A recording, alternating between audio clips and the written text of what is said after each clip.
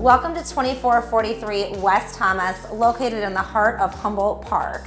This 1880s workers' cottage was converted from a two-family into a single-family home by the current owners, and over the last 5-6 years, they have put in tons of work into this home. We have this open floor plan with a lovely kitchen, white cabinetry, stone countertops, the farmhouse sink that everybody loves, a pantry.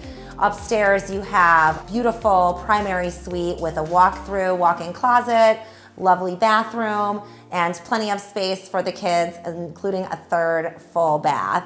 You have a lovely yard, even a chicken coop. The roof is new, the HVAC is new, there's new plumbing. There is so much peace of mind and charm in this home, and you are located so close to so many things that are wonderful about this part of Chicago. You have Humboldt Park right down the street. You have Wicker Park right down the street, Logan Square, Bucktown, everything right outside your door. Come see this home and make an appointment with me today.